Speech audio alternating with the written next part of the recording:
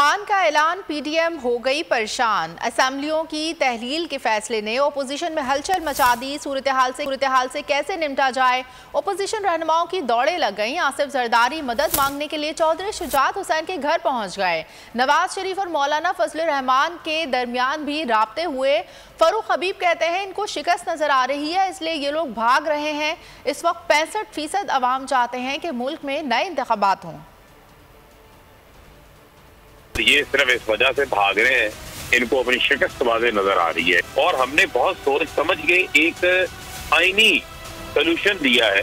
अगर हम सूबाओं की असम्बलियां तहलील कर देते हैं तो 66% पाकिस्तान में इंतखाबात हो जाएंगे।